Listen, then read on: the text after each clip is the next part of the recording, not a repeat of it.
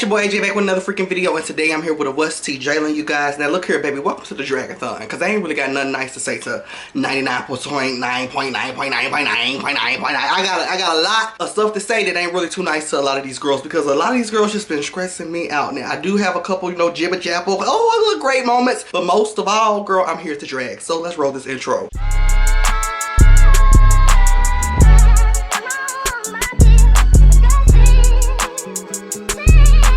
First thing on my list I want to talk about is Glorilla. Now shout out to my girl Glorilla. She had a sold out tour and she closed out her tour the other night, and I can't remember where it was. She closed out the show, she jumped in the audience, did a crowd surf or whatever, and girl, they tugging on my girl wig. I said, oh, I know it took everything in Glorilla not to uppercut somebody with a mic. I said, I know Glorilla would have put a Cardi B. Yeah, with the mic. I said, Glorilla, I just know she wanted to hit the girl with the mic. The girl is tugging on her wig, and at this point, she looked like she finna fall under the audience. So they get her back on top or whatever, and she has, you know, she's still crowd surfing, and she just snatches her wig off and throws it into the audience. The girls go wild, like the girls are going wild for the wig. I seen somebody on Twitter talk about, I can guarantee you somebody took that wig, put it on, was at work in the morning with I hit the floor. Now, girl, it's all a good key because Glorilla, you know, threw the wig. Oh, y'all can have it with the whoop. But girl, why would y'all do that? Who did it? Step forward. Step forward. I just want to chat. We don't want to jump you. We just want to chat. Step forward. Step forward. It was ghetto and it was trashy behavior. It was trashy behavior. Okay? But let's move on to the next subject. Now, y'all know I talked about the Quavo and Offset beef the other week. I said, you know, Quavo and Offset were supposed to perform at the Grammys together, but Quavo was like, it's not giving that. So Quavo came out. He did the tribute to all the people that passed away last year, and you know, Offset wasn't able to get on stage and do it. Now they were caught behind stage on ETV, girl, bickering and specking and going back and forth and do it. So, you know, Cardi B's breaking it up like the mother she is. We living. Now, fast forward into probably like a couple days ago, girl, Quavo releases a song, and in these lyrics, he's talking about, you know, how the Migos will never be again, and it will never be. What is going on? Now, you know, we want, I feel like at this point, sit down, do an interview, tell us what's going on. Because, baby, you know, we've been trying to play, oh, it's family business. Well, girl, they throwing it on Jump Street.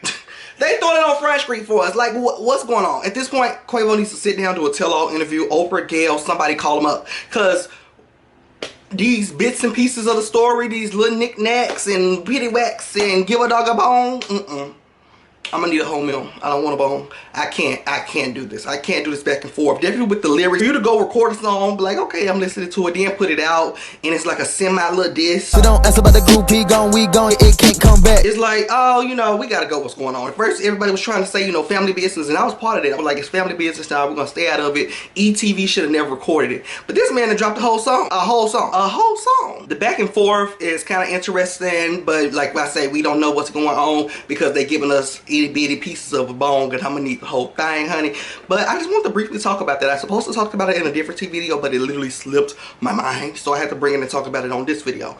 Now let's keep up the celebrity talk. Now, Michael B. Jordan, moment of silence for my man. Michael B. Jordan, girl, Michael B. Jordan, you know, he got a movie coming out, Creed, is it 3, 4, 5, 6, 7, 8? I don't know, it's been too many of them. But girl, I think it's the third one. So Creed 3 is coming out, and he did a red carpet. Now, when he had to do one of these interviews with this lady, now, she was called, you know, slipping up back in the day, girl. Back in the day, she did an interview somewhere, or somebody podcast, and she was talking about, you know, oh, I went to school with Michael B. Jordan, you know, he's kind of corny. Michael B. Jordan is just like a nice, corny guy. I went to school with Michael B. Jordan at a point in life, and we went to Chad Science together in Newark. And to be honest with you, we teased him all the time because his name was Michael Jordan. Like, let's start there. And he was no Michael Jordan. And then he also would come to school with headshots. Now, Michael B. Jordan, he's on this red carpet. He bumps into the lady that says that on the podcast years ago. And, you know, he's there interviewing. Now, let me tell you something. Ow!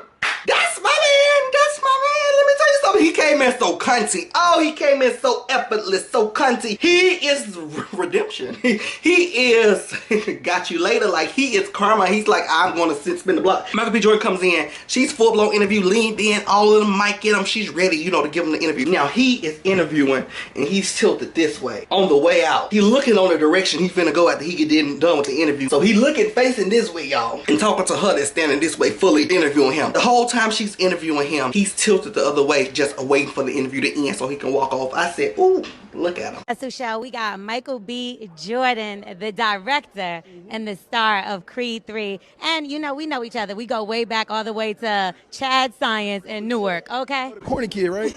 No, I did not say that. Misquoted for sure. No, you did not hear me say. I said we used to make fun of the name, but yeah, he is obviously killing things out here. Corny kid, right? Now that's how you clear.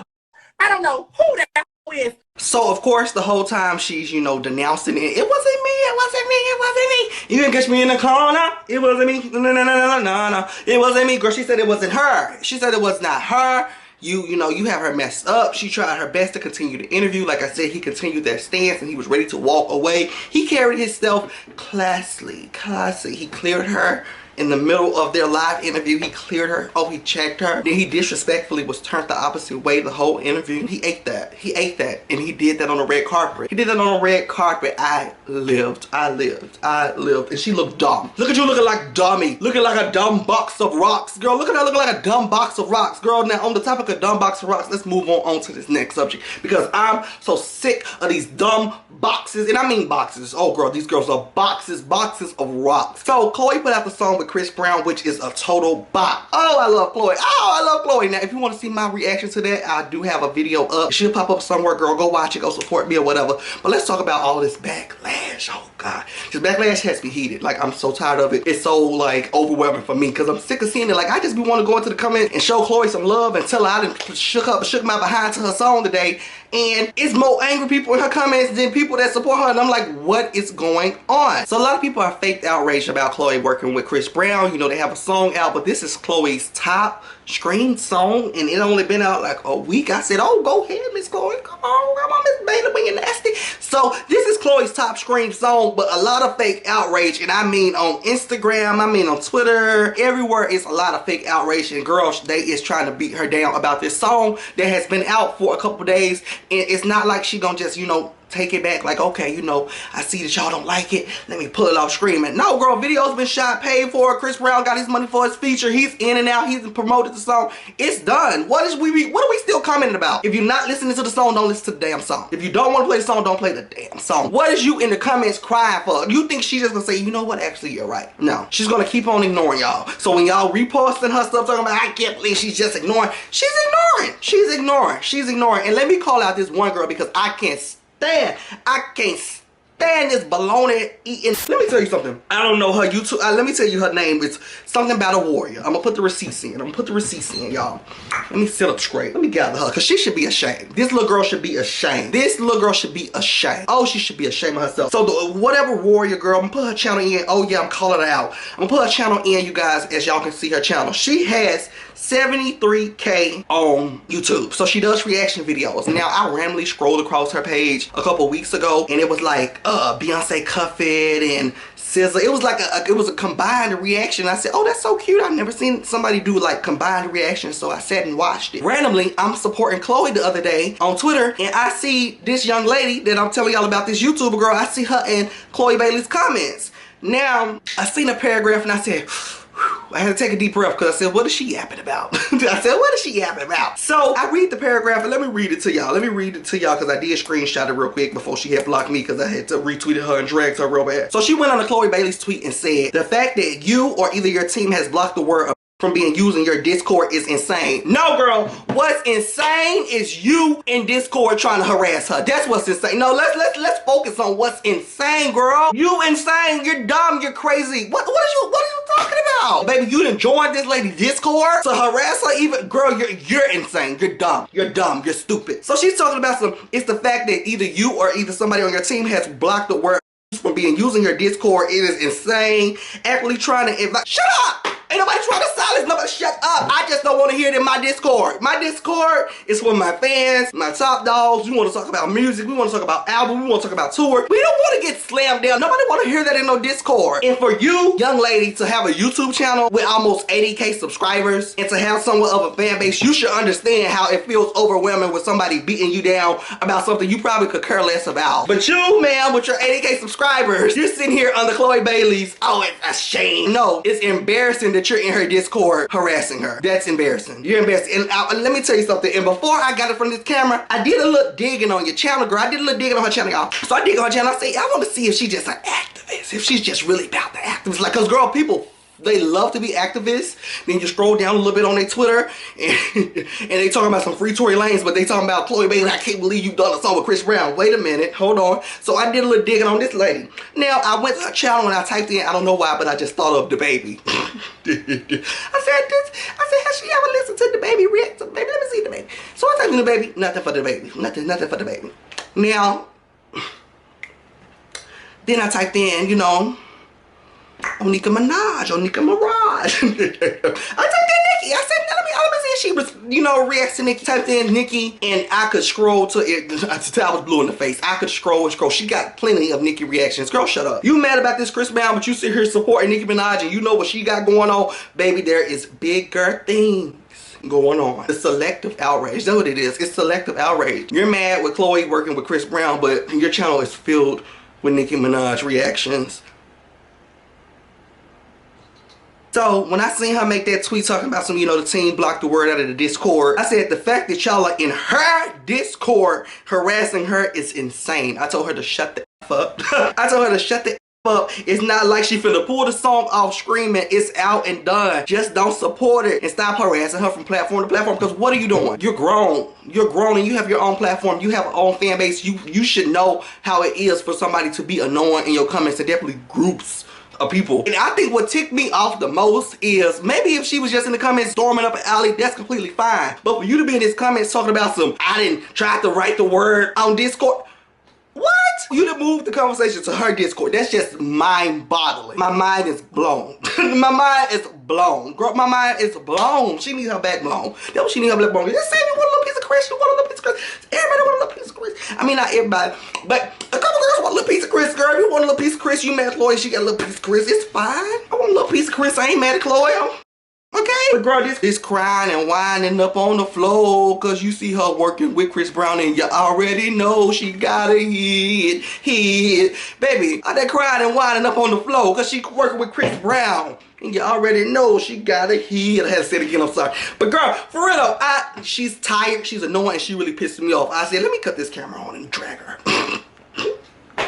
I went to bed last night. I said, I'm gonna get her good tomorrow. I said, I'm gonna get her because she's it's truly annoying, and I think it puts a bad taste in my mouth, and I have to go unsubscribe from her because you're tired. You're tired. You're so tired. You're so tired. If I would have seen you in her comments just saying like, hey, you know, I don't like this song X, Y, and Z, but for you to be in her comments talking about some, you went to her Discord trying to harass her again and you couldn't do it, it's crazy. For you to be complaining on not being able to harass Chloe is crazy. So let's move on to the next subject. So what I need y'all to stop doing, and I don't know if this is my subscribers, but if y'all in this mess, I need y'all to stop it too. But what the girls need to stop doing is comparing Nicki Minaj and Beyonce. I need y'all to stop that like 3 years ago. I need y'all to stop that. Now look here, I thought she was, you know, I thought she was toe for toe with Beyonce, you know, legacy wise, not, you know, anything else wise, but legacy wise, I thought she was toe to toe with Beyonce when they had the flawless moment and she brought her out for On the Run. I said, look at Nicki Minaj. I said, look at her.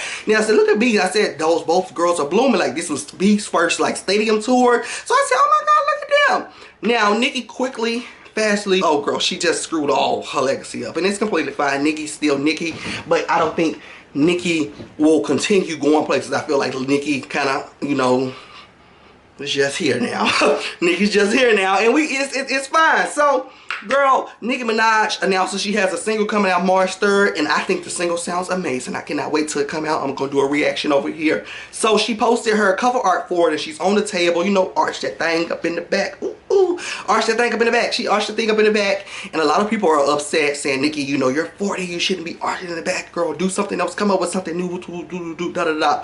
Now, I don't know if the Beehive was saying it, but the Beehive just caught some bullets. Girl, baby, they didn't caught some, we didn't caught some bullets. I don't know why I said that. We didn't caught some bullets, girl. They didn't start throwing up Beyonce pictures talking about some, well, Beyonce's 40 and she's on the table too. Hold on. Pause. Cause now I gotta drag Nicki to get my point across. Like, girl, please don't why we bringing Beyonce into this? Girl, Beyonce's on the table looking wonderful. I didn't say nothing about Nicki Minaj on the table. I just said you on the table, be on that table. I didn't say nothing about Nicki being on that table. Nicki being on the table is fine. I don't think the Beehive said nothing about the table. What is the comparison thing? Let's not do that. It really irks my nerves. It irks my nerves and it's so tired. But let me talk about something that's even more tired. Let's talk about Tarek, girl. This man is tired. I don't know. I was trying to think of a nicer word, you know, but he's pretty tired. He's pretty tired, girl, okay? Now, Tarek has been all over social media for the last couple of months for a lot of negative reasons. A lot of negative reasons, not too good reasons. I think he went viral 1 or 2 times for some good stuff, but girl, they've been dragging that man alive. And I'm here to drag him again because I'm so tired. I'm so tired. I'm about as tired as him, girl. I am so tired. I used to live. When I say I used to live for him, I used to live for him. When he first started out on YouTube, he was a normal little pretty gay boy. Okay, girl, doing all the other things that the gay boys was doing. Talk about all the other things that the gay boys was talking about. The only thing that really made him stick out is he was doing college overseas, or was it in London? Yeah, it was in London. He was doing college in London, I think. I don't know if it was London. It was somewhere. Yeah, I think that what made him unique. That what made him unique. So that's the only really thing that stuck out. But he was doing the makeup videos and the hair videos and the he really wasn't doing what his channel is now. He was a regular little gay boy, pretty face. The only difference he had from everybody else's content is he could throw in some videos about being, you know, in school overseas. Now that's when I found him. I absolutely adored him. I was able to watch him when nobody really knew who that man was, girl. Nobody was really checking for him there, but I was checking for him. I was watching him because he was a cute little face, and I felt like, okay, girl, just like this, my man. Nobody really know him. So I was living in a delusional life as he is living in a delusional life. So we both just living in a delusional life. So I've seen a major shift. I've seen a major shift in his content, a major shift, and I want to prove. Let me tell y'all something. Let me wake this up real quick. Let me prove, because y'all know I always got the receipts. When he first was starting out, I think one of his first brand deals was Calvin Klein. And imagine me in like middle or high school, I think. I feel like I'm stretching with middle school, but high school, imagine me watching this black gay creator get a Calvin Klein deal. So I'm screaming, I'm losing my mind. I'm like, yes, yes, I'm screaming, I'm cheering him on. You better give us it.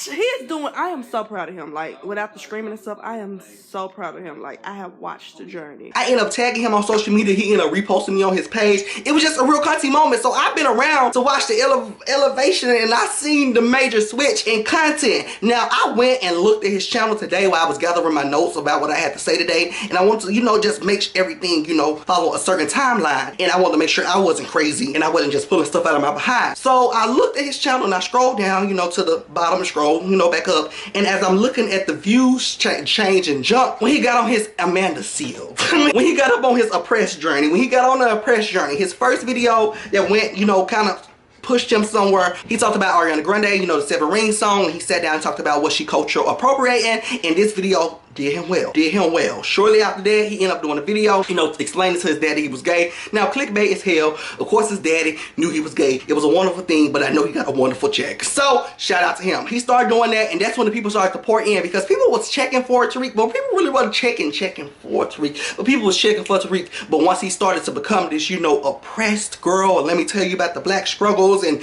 this, that, and da-da-da-da, and the gay struggles, the girl started to pile in, and that's when the content began to shift. And I kind of lost interest, but like I said, he's a pretty face, so I would still watch every now and then. Not everything, every now and then. Okay, catch that. I said every now and then. But as a recent, you know, nobody really cared about the oppressive life. We've been through so much over these last couple of years, so the content he's been kind of putting out, he's been slacking out, putting out content, and then when he does put out content, ain't nobody really checking for it like that. And there's no shade to him. Like I said, I used to live for him. No shade to him, but nobody really checking for him. So, girl, he does this one-man podcast, and he starts posting clips and X, Y, and Z. And this one clip goes viral with this one woman a couple months ago. I think it was like December. It might have been earlier than that, but it went viral on Twitter. So the conversation went viral on Twitter, girl.